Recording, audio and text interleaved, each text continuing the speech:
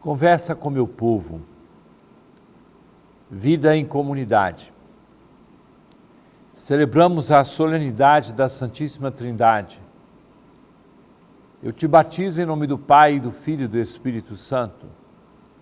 Assim fomos acolhidos na Igreja. Em nome do Pai, do Filho e do Espírito Santo. Amém. Assim iniciamos nosso dia, nossas celebrações litúrgicas e nossas orações. Glória ao Pai, ao Filho e ao Espírito Santo, como era no princípio, agora e sempre. Amém. Assim damos glória à Santíssima Trindade em nossas orações litúrgicas e pessoais. Na liturgia da missa, assim concluímos grande parte das orações. Por nosso Senhor Jesus Cristo, vosso Filho, que é Deus, e convosco vive e reina, na unidade do Espírito Santo, por todos os séculos dos séculos. Amém. E no final da celebração eucarística, partimos para nossas atividades ouvindo: abençoe-vos o Deus Todo-Poderoso, Pai e Filho e Espírito Santo. Amém. Nossa fé professa que Deus é uno e trino, um só Deus em três pessoas. E a Igreja não se cansa de colocar em nossa boca, em nossos ouvidos, esta realidade na qual fomos mergulhados no alvorecer de nossa vida cristã. Não se trata apenas de uma fórmula repetida tantas vezes, mas da realidade profunda e atual de nossa vida. E diante de nosso mundo tão fragmentado, com pessoas solitárias, ainda que em meio de multidões, desejamos reafirmar nossa vocação de viver em nome do Pai, do Filho e do Espírito Santo, a melhor e fundante comunidade. Dela nascemos, nela vivemos e para ela caminhamos. Nosso plano arquidiocesano de pastoral, no seu número 5, assim afirma: em resposta ao anúncio de Jesus Cristo a todos os homens, a Igreja abre suas portas para acolhê-los em seu seio, fazendo-os participar da vida divina através do batismo, para transformá-los à imagem de Jesus Cristo. O batismo é o fundamento de toda a vida cristã, é o primeiro dos sacramentos, porque é a porta que permite a Cristo Senhor habitar na pessoa e a ela, por sua vez, imergir no seu mistério. A vida cristã, por sua natureza, é uma vida que provém do próprio Cristo. De fato, somos cristãos na medida em que deixamos Jesus Cristo viver em nós. Quem crê em Cristo é imerso na própria vida da Trindade. Imergindo em Cristo, o batismo torna a pessoa membro do seu corpo, que é a Igreja, e participante de sua missão no mundo. O batismo permite que Cristo viva em nós e nós vivamos unidos a Ele para colaborar na Igreja, cada um segundo a própria condição, para a transformação do mundo. Uma vez que o batismo cristifica a pessoa, quem o recebeu deve receber por meio da Igreja os meios necessários para corresponder ao dom de assemelhar-se a Cristo. De modo que a Igreja de Belém centra atenção especial à formação sacramental, espiritual dos fiéis em suas comunidades paroquiais, áreas missionárias e junto aos seus agentes pastorais, através de seu munus de santificar, por meio das celebrações da fé cristã, bem como formações específicas, levando em conta a vocação de cada pessoa, ajudando a viver como cristão, um processo que se desenvolverá durante a vida inteira. Com efeito, a vida cristã é tecida com uma série de chamados e respostas. Deus continua a pronunciar o nosso nome ao longo dos anos, fazendo ressoar de muitas maneiras seu chamado a nos conformarmos com seu Filho Jesus. Diante de tal proposta que alcança o infinito, podemos encontrar alguns caminhos a serem percorridos nos vários níveis da vida comunitária na Igreja. E começamos pela família, onde a paternidade, a maternidade, a filiação e fraternidade podem espalhar-se na Trindade Santa. Deus é família e não solidão. Valorizar os laços familiares, redescobri-los quando estão fragilizados e dedicar tempo e afeto a eles é possibilidade de viver na terra realidades do céu. Por outro lado, o pátrio poder próprio da família não é relação de propriedade, mas custódia de valores e referência para a unidade da família. Continuamente, esposo e esposa, filhos, estejam atentos a purificar seu modo de agir e amar, olhando para a Santíssima Trindade. Da família, caminhamos para outras formas de vida comunitária. Há um valor que nunca pode ser esquecido. Trata-se da importância de cada pessoa a ser respeitada efetivamente. É bonito saber e praticar tal atenção a cada um, o que nos leva a rever todas as relações nas quais transpareça ou efetivamente se realizem atitudes de desrespeito, imposição, escravidão ou atitudes semelhantes. Depois, nossa vida se realiza em sociedade, na qual podemos e devemos almejar relações adequadas de cidadania, solidariedade e participação. Já que homem algum é uma ilha, não nos cansamos de insistir num dos princípios da doutrina social da Igreja, o bem comum, a ser buscado com dedicação e insistência no cuidado com nossa casa comum. E não é difícil perceber o quanto os que professam a fé na Santíssima Trindade podem dar alma à própria sociedade. As atitudes que expressam cidadania podem ganhar sentido mais alto quando os cristãos as assumem em nome de Deus e para glorificá-lo.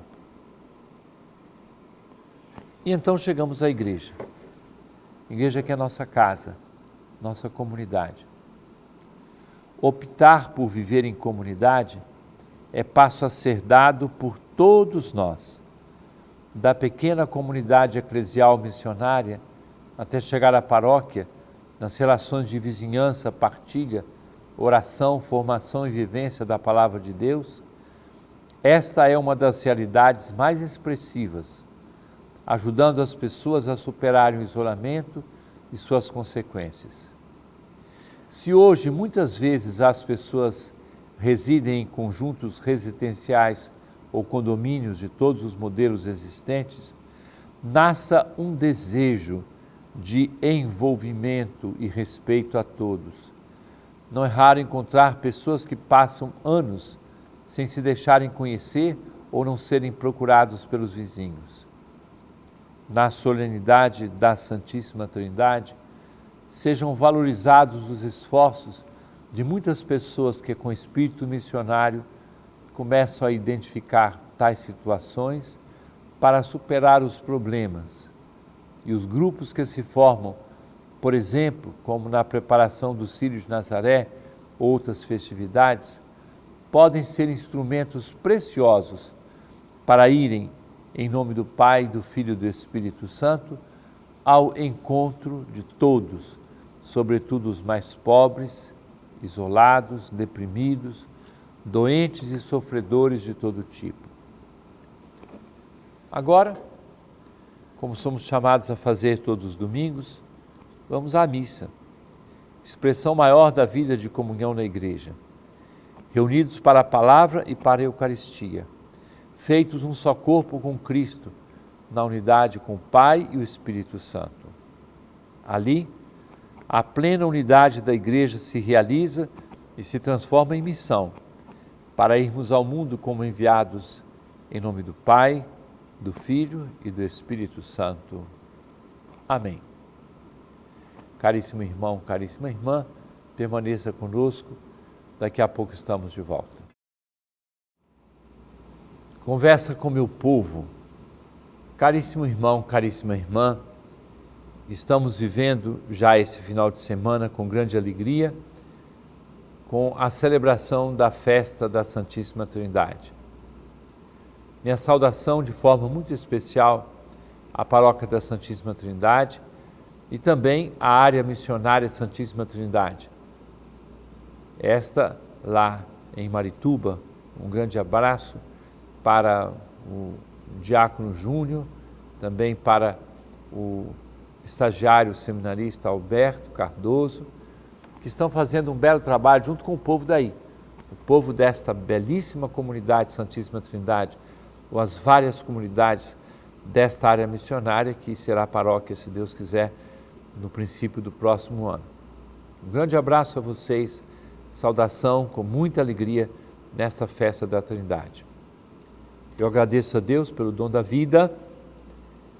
Neste domingo é meu aniversário e eu quero render graças a Nosso Senhor por todas as pessoas que Ele me deu pela vida fora, começando dos meus pais, meus familiares, mas a minha família, que é a Arquidiocese de Belém. Todos os anos eu chego a ficar constrangido com tantas manifestações que já me chegam também nesses dias, justamente pela amizade, pelo carinho, pelo apreço que o povo de Deus manifesta por mim. E desejo que Deus abençoe a todos e conceda o melhor das suas graças para a vida de cada pessoa e de cada família. Perguntas que nos enviaram. Célia Maria Pinto, de Belém. Dom Alberto, qual a representação da apresentação de Jesus ao templo? Havia uma norma no Antigo Testamento que a criança, depois de 40 dias, era o tempo estabelecido para o resguardo da mãe, então ali a criança era apresentada no templo e era feita uma oferta. A oferta dos pobres era um par de rolas ou um par de pombinhos, e Maria e José eram pobres. Então eles foram apresentar ao templo o menino que havia nascido alguns dias antes. Era uma norma, um gesto cultual, a apresentação. Quando a criança, o menino tinha 8 dias, 7 dias, uma semana, aí havia a circuncisão e depois, passados os 40 dias, era apresentado ao templo. É um gesto de agradecimento a Deus pelo dom da vida. E ali, quando Jesus foi apresentado ao templo, ele foi saudado por aquele velho Simeão e também pela profetisa Ana, e ali reconhecia o cumprimento das promessas de Deus, nas quais ele falava que iria visitar o seu templo. Então, é Deus que entra, e por isso esta festa da apresentação de Jesus no templo é a comemoração da profecia que se cumpre, porque Jesus é Deus e ele entra no seu templo realizando aquilo que tinha sido anunciado anteriormente. Clarice Anunciação, de Belém. A missa tridentina ainda é celebrada na Arquidiocese. Eu quero primeiro fazer uma pequena correção. A missa, chamada no rito extraordinário, o Papa Bento XVI, a seu tempo, a pedido de várias pessoas, fez uma norma permitindo que se celebrasse a Santa Missa com o rito de 1962. Era o rito estabelecido no Concílio de Trento, depois com a reforma que foi feita, então esse rito é de 1962, Papa João XXIII. Então é permitido em cada diocese ter um local onde pode ser celebrada esta missa. Um local apenas. Na Arquidiocese de Belém, apenas na Igreja do Rosário, onde essa missa é celebrada. E os padres do Instituto Bom Pastor sabem que não podem fazê-lo em outras igrejas, apenas lá na Igreja do Rosário. Se o fizerem em outras igrejas, eles sabem que estão em atitude de desobediência. A Santa Missa é celebrada apenas na Igreja do Rosário, nesse rito extraordinário. E é bom que todos saibam que é um rito extraordinário, mas que não é melhor do que o rito comum que nós temos, que é o missal do Concílio Vaticano II, que é o atual que nós usamos. Então, não se pode dizer assim, essa missa é melhor do que a outra. Não. A missa no rito extraordinário é extraordinária. O rito normal é o rito da missa que nós temos em todas as nossas paróquias. Maria de Nazaré Pereira Lopes, o senhor pode me explicar o entendimento sobre a Arca de Noé? Bom, a história está lá na Bíblia. A história é uma grande enchente, um dilúvio que ocupou uma boa parte daquela região da Ásia Menor. Então, há essa tradição bíblica mostrando que Noé construiu uma arca a pedido do Senhor, justamente para salvar a humanidade. A Arca de Noé, ela é um símbolo do nosso batismo, porque nós somos salvos das águas através do mergulho em Cristo, na graça do nosso batismo. Então, tem a narrativa que está ali na Sagrada Escritura. Tem muita gente que fica procurando para ver onde que ficou essa Arca de Noé. Então, as narrativas bíblicas não são narrativas científicas, mas elas são religiosas e mostram o apreço, o amor que Deus tem pelo seu povo e o como que Ele quer que esse povo se salve e possa caminhar na fidelidade a Ele e à sua lei. Pergunta agora vem de Juliana Brito, de Maués, ou Juliana Brito Maués. Do Alberto, por que algumas pessoas falam sobre a Arca da Aliança? Como posso entender? Bom, a Arca da Aliança foi feita para caminhar com alguns símbolos da aliança com Deus.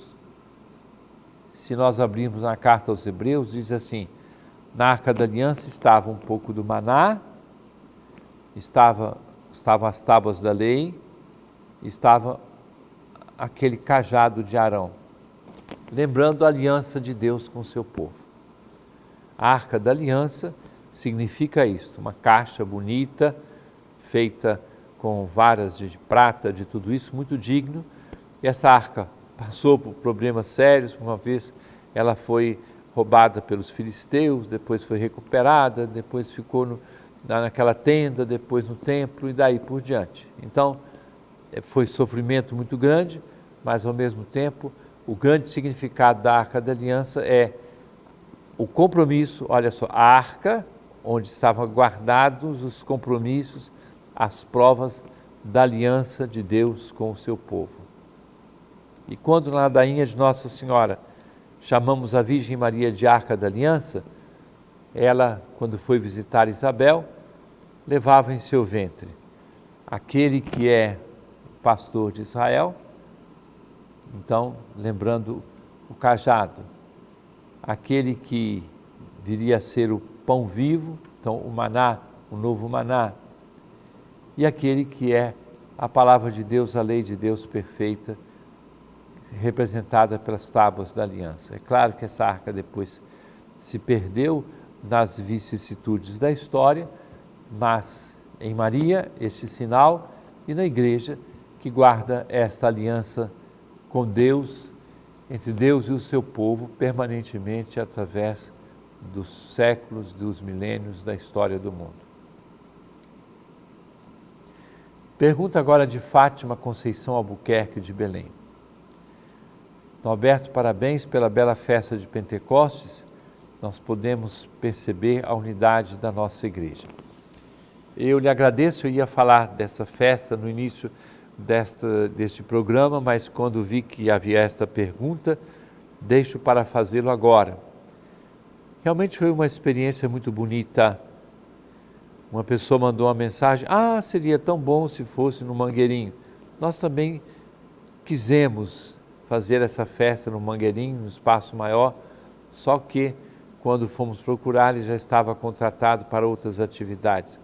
Então fizemos, vamos usar essa expressão, fizemos em casa, na Praça Santuário, que é nossa, que é da igreja. Então, ali foi a belíssima celebração. Nós tínhamos em torno de 120 sacerdotes, o número de diáconos passava de 200, e o povo de Deus. Nós fizemos os novos mandatos e a renovação dos antigos, dos ministros extraordinários da comunhão eucarística de nossas paróquias e áreas missionárias.